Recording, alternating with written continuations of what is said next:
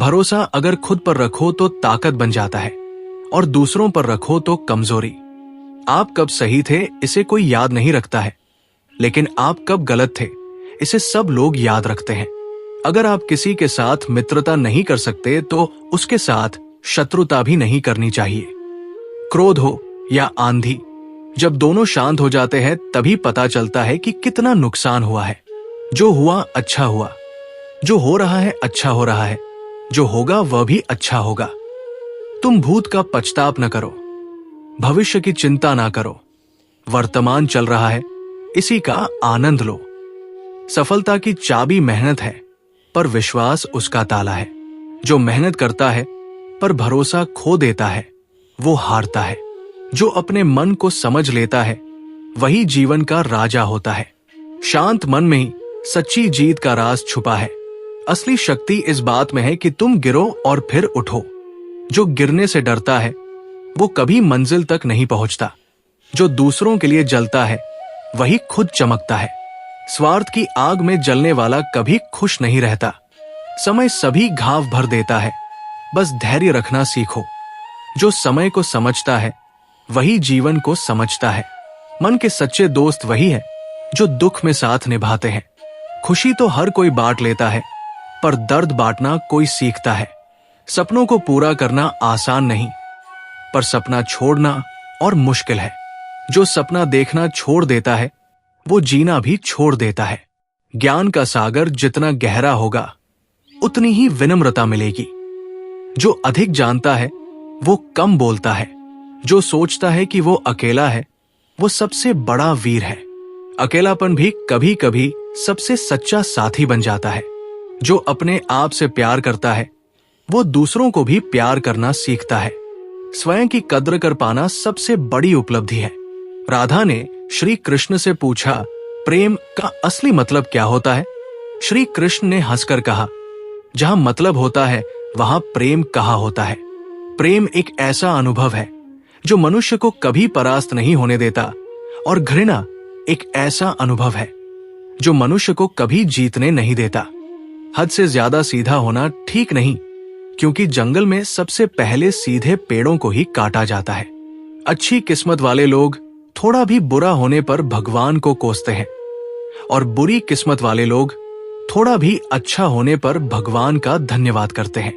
अच्छे लोगों की कृष्ण परीक्षा बहुत लेता है, परंतु साथ नहीं छोड़ता, और बुरे लोगों को कृष्ण बहुत कुछ देता है, परंतु साथ नहीं देता। जिंदगी में दो लोगों का होना बहुत जरूरी है। एक कृष्ण जो न लड़े फिर भी जीत पक्की कर दे। दूसरा कर्ण जो हार सामने हो फिर भी साथ ना छोड़े। तू करता वही है जो तू चाहता है, होता वही है जो मैं चाहता हूं।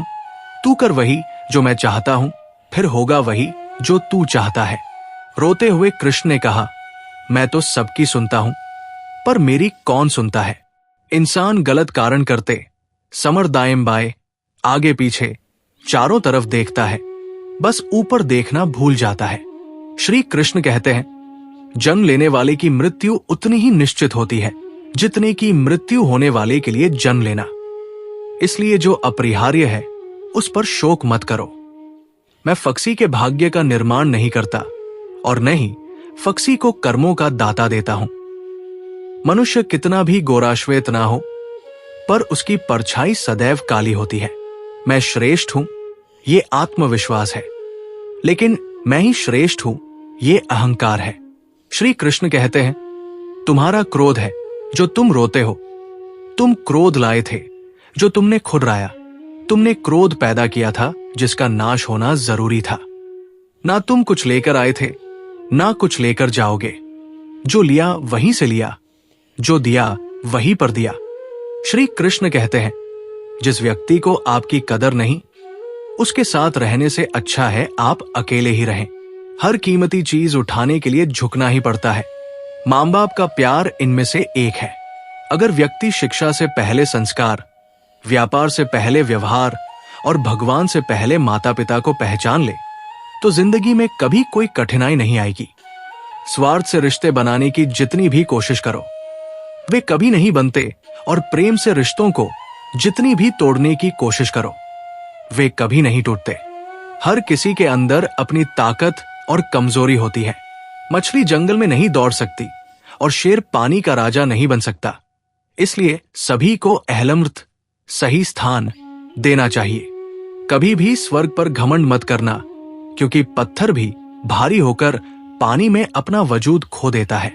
श्री कृष्ण कहते हैं, किसी को कुछ देकर अहंकार मत करना, क्योंकि पता नहीं तू जो दे रहा है उससे अपने पिछले जन्म का कर्ज चुका रहा हो। जिंदगी के इस रण में स्वयं ही कृष्ण और स्वयं ही अर्जुन बनना पड़ता है। रोज अपना ही सारथी बनकर जीवन की महाभारत को लड़ना पड़ता है। सदा मौन रहना उचित नहीं, क्योंकि इतिहास साक्षी है। संसार में अधिकतर विपदाएं इसलिए आई है क्योंकि समय पर मनुष्य उनका विरोध नहीं कर पाया। जब मनुष्य को अपने धन पर अहंकार हो जाता है, तब उसके हाथों अधर्म होने लगता है। इच्छाओं का त्याग करना ही खुशी का सबसे बड़ा कारण है। श्री कृष्ण कहते हैं, जब आप दूसरों के लिए अच्छा चाहते हो तो वही अच्छी चीजें आपके जीवन में वापस आती है। यही प्रकृति का नियम है। जिस प्रकार तेल समाप्त होने पर दीपक बुझ जाता है, उसी प्रकार कर्म क्षीण होने पर भाग्य भी नष्ट हो जाता है। कोई अपना साथ ना दे तो निराश मत होना, क्योंकि प्रभु से बड़ा हमसफर कोई नहीं है। जैसे तुम अपना समझकर प्रसन्न हो रहे हो, बस वही प्रसन्नता तुम्हारे दुखों का कारण है। परोपकार सबसे बड़ा पुण्य है और दूसरों को कष्ट देना सबसे बड़ा पाप। मनुष्य अपने विश्वास से निर्मित होता है। जैसा वो विश्वास करता है वैसा ही बन जाता है। संदेह करने वाले लोगों को प्रसन्नता न इस लोक में मिलती है और न ही किसी अन्य लोक में। परमात्मा कहते हैं, भाग्य से जितनी ज्यादा उम्मीद करोगे वो उतना ही ज्यादा निराश करेगा, और कर्म पर जितना जोर दोगे वो हमेशा उम्मीद से ज्यादा देगा। मेरा तेरा, छोटा बड़ा, अपना पराया मन से मिटा दो, फिर सब तुम्हारा है और तुम सबके हो।